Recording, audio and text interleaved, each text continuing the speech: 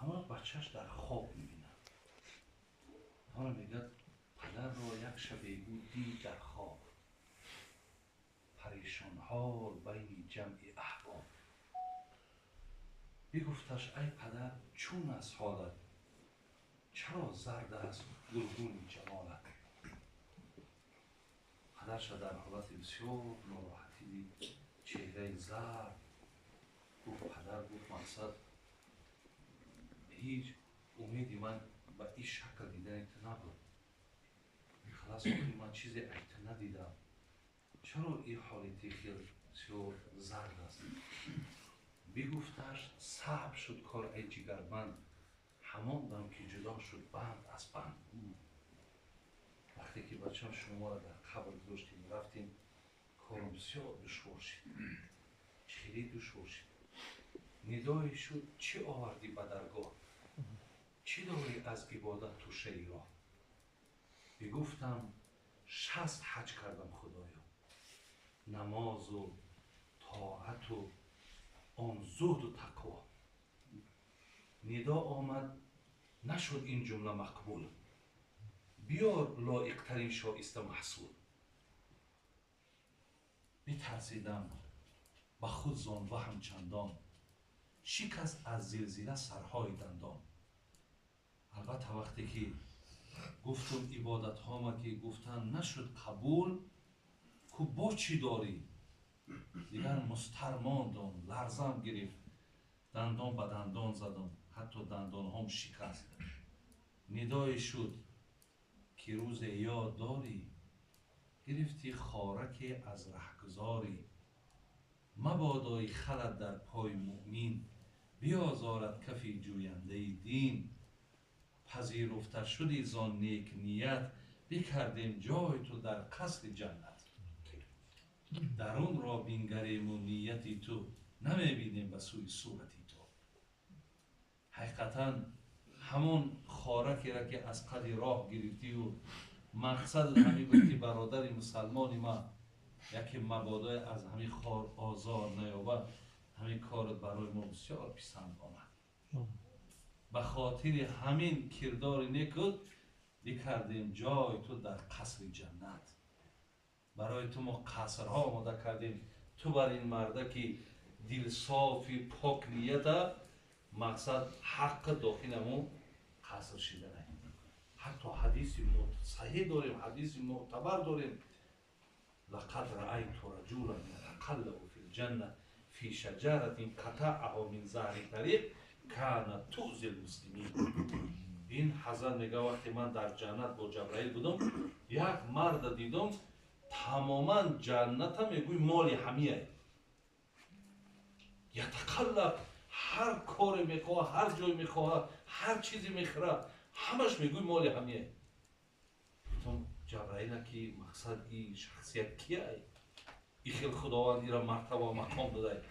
گفتی آدم در دنیا شجرت قطعها من ظهر طریق، همین کوچه قطعی یک نوده که خم بوده است، گذشتگی آدم آزار میداده، همرا شکست است که همین مردم آزار نیابد.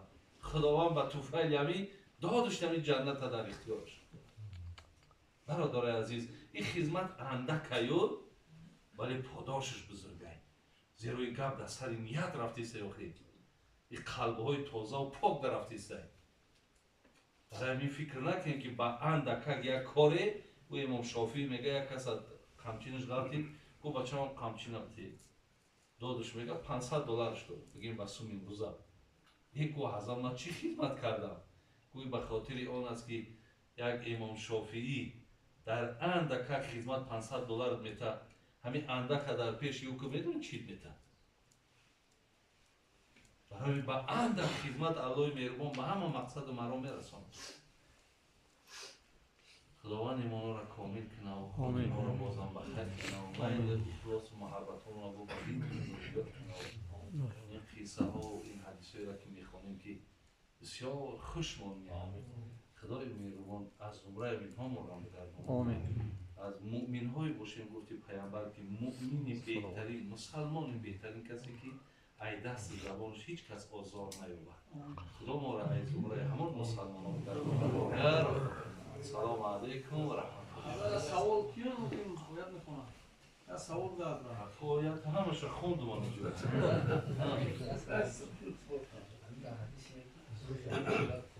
چی؟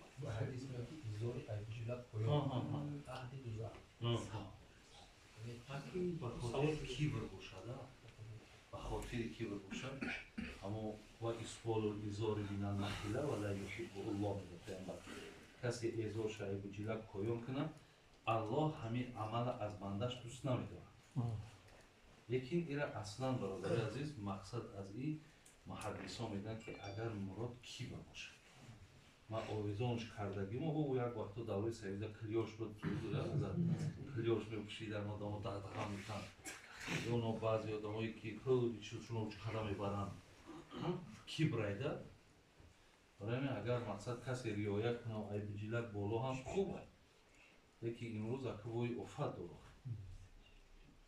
این سلفی ها رو نوشید ایشون همین بنام سلفی ها نیزایی بودن این سلفی نبودن یا نیزا دارن ای دسته کار شومی هم یاره بعضی سنت ها رو انجام میتی نسبت میتن به همونا